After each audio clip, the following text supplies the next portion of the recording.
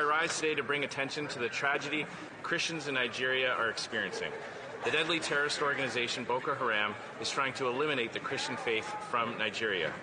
This is the same terrorist group that kidnapped dozens of young schoolgirls and burned innocent civilians alive in cages.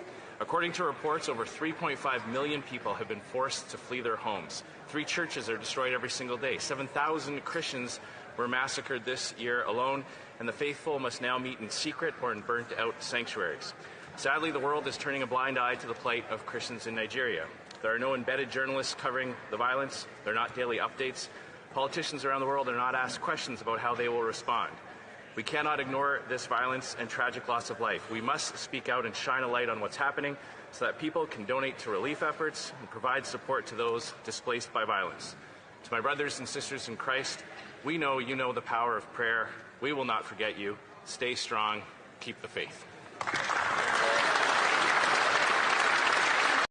When I was the ambassador, we had Nigeria on the special watch list, and then we made them a country of particular concern because this was going on. It's continued to take place, only it's growing. You've got more terrorist groups in the area. You've got more weaponry coming in. You've got more Christians being killed, and it's spreading throughout the region. You could have a caliphate, an Islamic radical caliphate, throughout the middle of Africa that would have 500 million people if you don't get on top of this. And yet, like you say, nobody even knows it's going on. Why are we lamenting? Why are we lamenting? Trump has seen further than Tinubu. Trump administration has seen further than Tinubu administration. See, the people that are dying are Christians in Nigeria. Who are the people orchestrated all this killing? The perpetrators are the jihadists.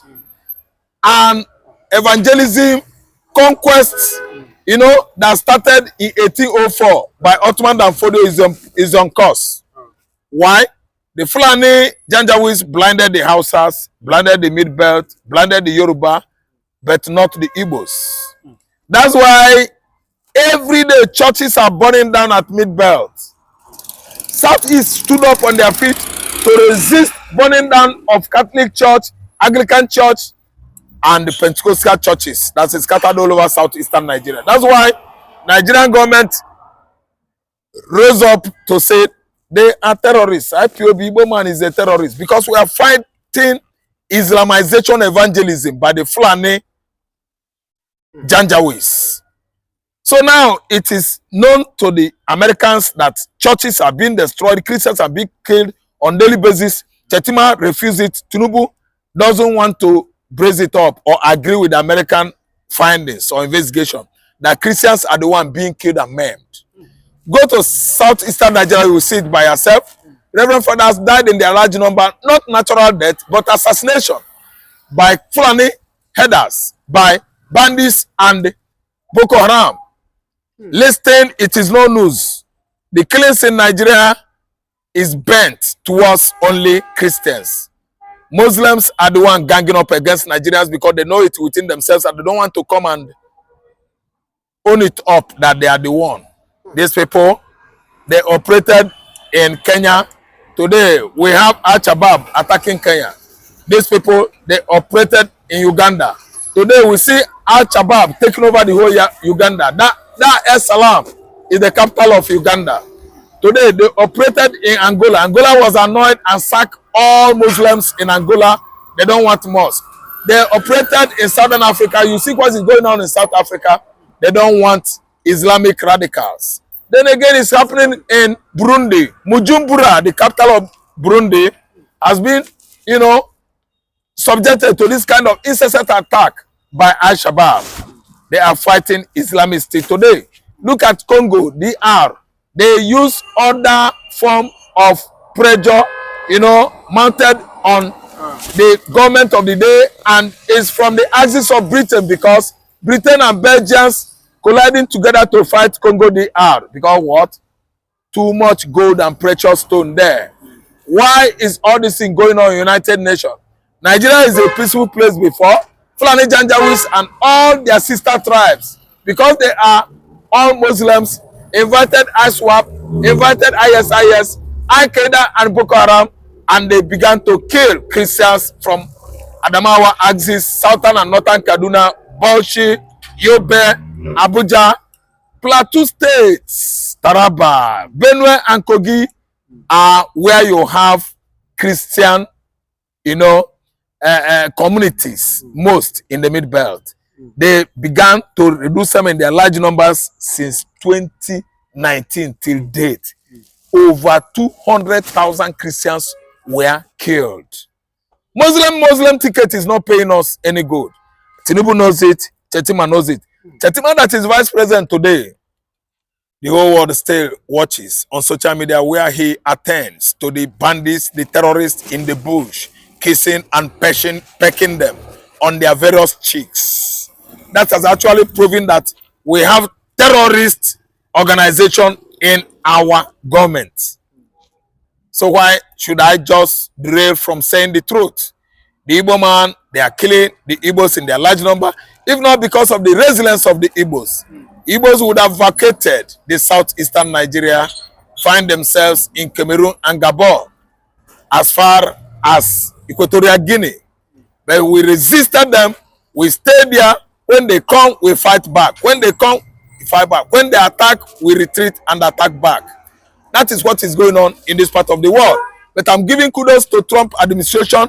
Trump is doing lots and lots to make sure that peace is restored for Christians, for churches to be rebuilt, for Christians that died to actually come back to normalcy. All the communities in Christian communities in Nigeria, serenity is coming back.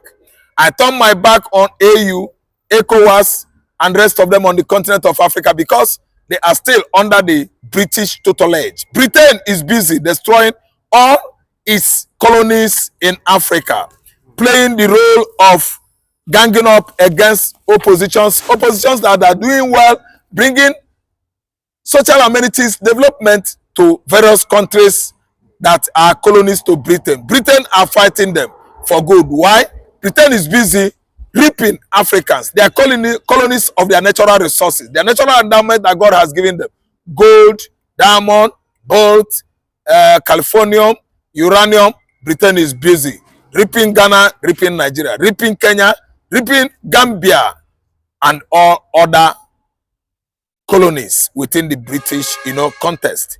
Listen, we know what is going on. It's only United States of America that is fighting for Africa. And I'm telling you, come what may, Sadano of Sokoto has failed. Fulani, Janjaweed, they have failed. Israel is on top. Israel has taken it upon itself to fight terrorism around the world. I'm an Igbo man, we are behind Israel. Terrorism, Muslim ticket invited terrorism the more. That's why Kabiru Sokoto, the man in charge who bombed Mandala Church in Abuja, was arrested in Borno State on the compound of the former Borno governor, Governor Kachima Chetima, currently Nigeria Vice President.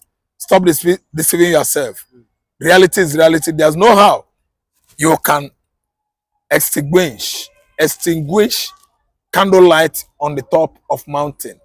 Truth is truth. It heals every wounded conscience. That's why you see me every day on social media. America, please stand for us. We are dying.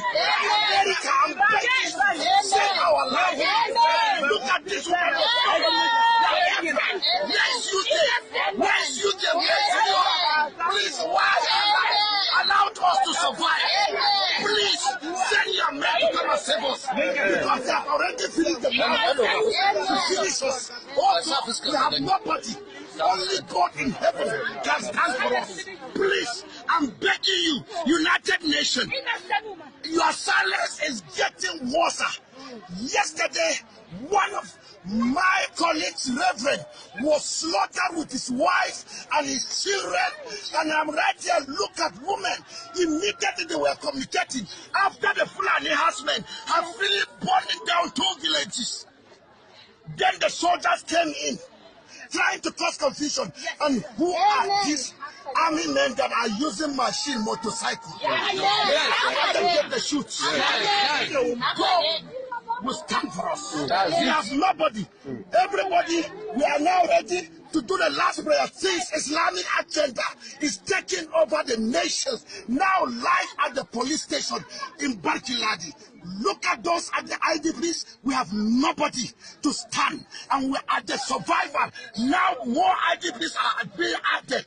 Where did they want it to go?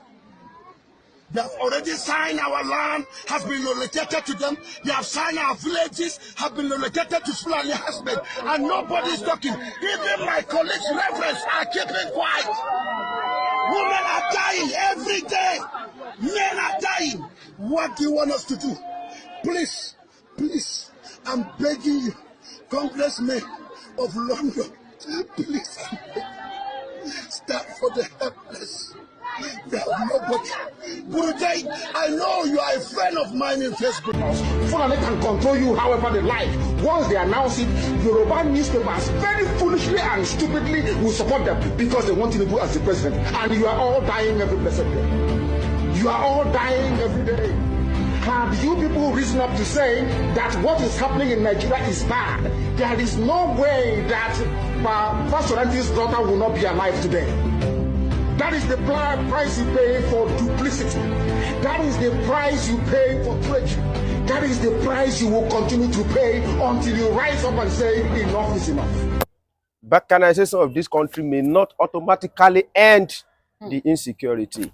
The only thing that I think, it will happen is that we will be able to defend our territory. That the United Nations, led by Antonio Guterres, should be considering dividing Nigeria, like making Yoruba a nation on its own, because they said the Fulani might want to come, bigger and better than what they did.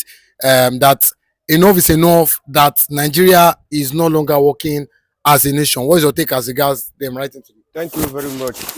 What really happened is that writing letter to UN is necessary, but I don't think is the best solution to what is on ground, because this is not the first time letter has been written to United Nations. The definition of Nigeria is beyond the writing letter to UN. On the course of the division of Nigeria, we have fought war for 3 years in the 60s, and the millions of people die on top of it.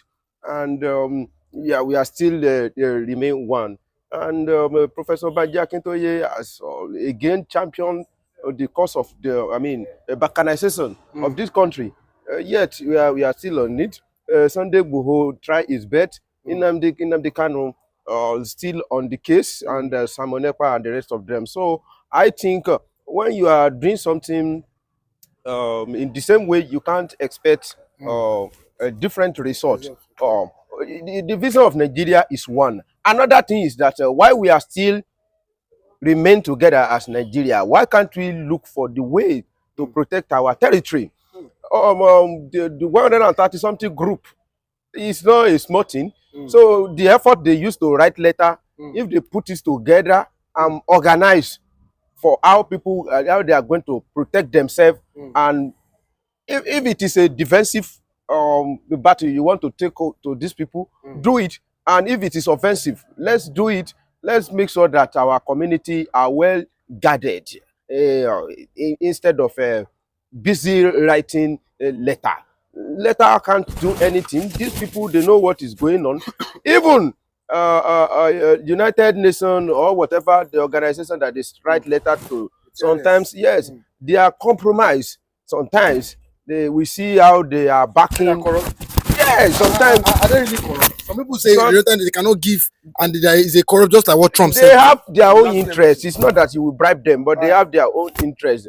They have their own interests also. We saw how they are backing a particular group suspected to be terrorists. How will you call a group that rise up one day and kill more than 1,000 Israeli one day? And the United Nations don't have a problem with that. So when Israel stand up to fight for themselves, I think they have issue with that one. And almost everybody around the world now, they are signing, the nation. They are showing their support for creation of a Palestinian state, which UN also is supporting it. So UN, I don't think UN is the best organization that anybody can run to when you are facing a local challenge. Presently, look at some mistake that people usually make whenever they have challenge, they rush to United Nations.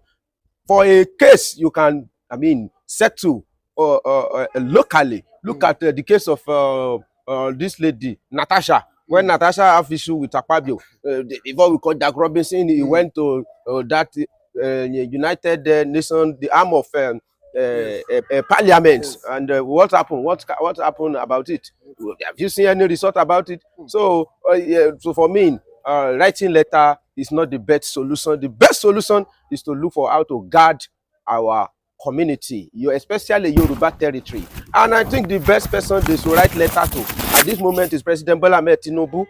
I think he's the one that they need to write letter to and give him warning that he should not be running a bloody politics. You're killing your own people and you think you just behave like nothing is happening. And this is not the first time that we have witnessed something like that. I'm not sure Tinubu has even uttered any statement concerning 15 people that they killed at Okeode. When you are even complaining that the Fulani are encroaching us, they want to take over, some political elites don't believe. They just bluff it off and that's nothing happened.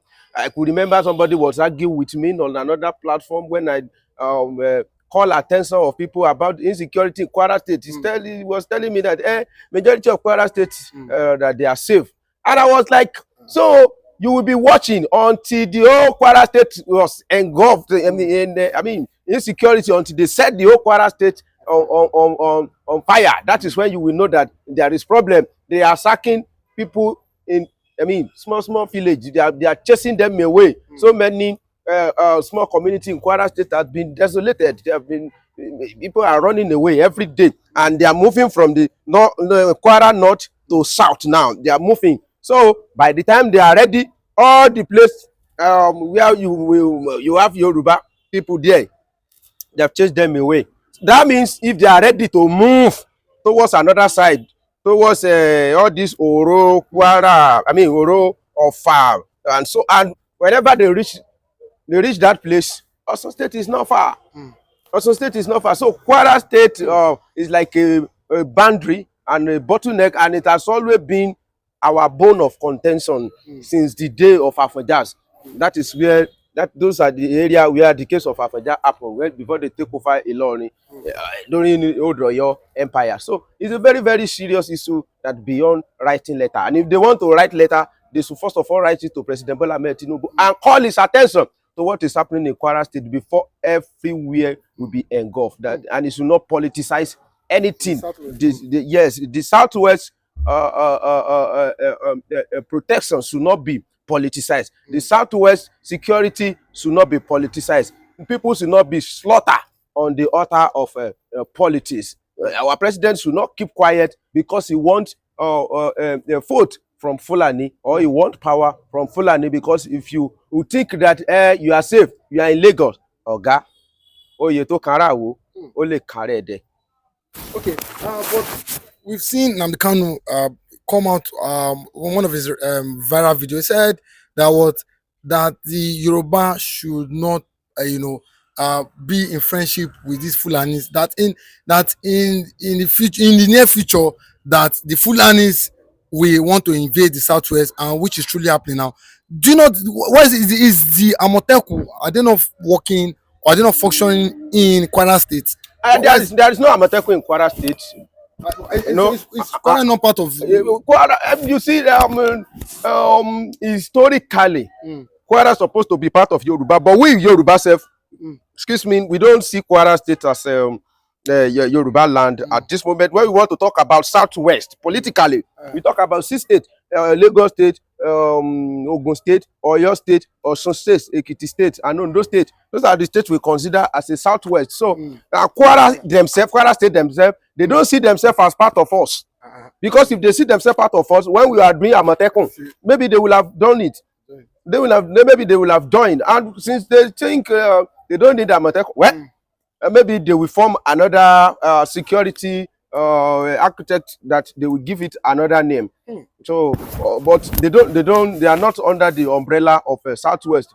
If they, I think one of the letter that some people wrote to Tinubu recently was that they want Kwara State to be carved out of, of North and join Southwest, which I think, I don't know how President Bola Ahmed Tinubu want to do that, but it might be a very, very difficult task at this moment. So they don't have Amotekun, and I don't think an average Yoruba in Ilorin prefer to romance Fulani because of Islam. Very, very unfortunate. Because of Islam, they believe that we in the Southwest, we are traditionalists. We believe that we are traditionalists here. We are too fictitious, so they don't want to be part of us. They choose Islam over everything. So, and this is the result. When they have lost their origin, and the result may not be palatable. Okay, but why do you think that the president Bola Ahmed Tinubu is not coming out to kick against this Fulani? Okay, let us say the president is not talking about the killings there in the southeast, in the southeast. Why do you think he's not talking for his people in the southwest here? Because we know that, is it because of the 2027 election, or is it because he knows that the Fulani they hold the power for him coming back in 2027? It is what it is. That is how it was from the beginning, before 2023, when they were killing us in this place. Hardly you will hear President, before he become president, Mr. Bola Ahmed Tinubu, come out categorically to make any serious comment, even the one that make when they kill Arakure at Ondo, and Tinubu went there and they say it was Fulani. The question he was asking them was that, where is the cow? The cows to prove that these people are Fulani. So somebody like President Bola Ahmed Tinubu, I don't see him as somebody that will come out and defend Yoruba race. I think only what they are just doing is to use the opportunity that I'm a Yoruba just to become president. But protecting people that you are governed is another thing.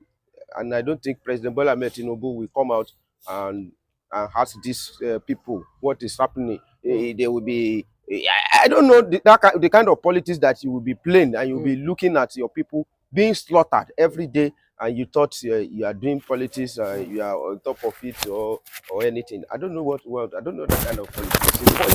It's a bloody politics. Okay, and lastly, we know that the Yoruba nation, just like we said, they've written to the United Nations president. But do you think in your heart of heart that if Nigeria is being divided, that if Yoruba nation go on their own, that this insecurity will finally stop? Do you think that? That's the end of? Thank you for that question. Balkanization of this country may not automatically end the insecurity. The only thing that I think, it will happen is that we will be able to defend our territory fully. We will not need the power of anybody from Federal or anybody or Abuja power or anything. We will be able to decide how to defend. You know, when you talk about military power now, they have military power. These Fulani people, they have military power. They have ruled us for a long time, so they have military power. And so when we divide Yoruba nation, we'll be able to, determine how do we want to protect our territory. And before we even there are so many things President Bola Ahmed Tinubu can do. We have been asking for state police. What is there? If you don't know how to do this thing, there are so many countries around the world where they have state police, even up to the local government. So why not borrow from their idea the role of state police, the role of federal police, FBI, and the role of they even have sheriff. So security is local, and the protections will also be local. So let the government know what is really happening. They know what is really happening. So I think the issue of state police is very, very paramount. And if Tinubu can achieve that one, I think to some extent I will be, I mean, I will appreciate it.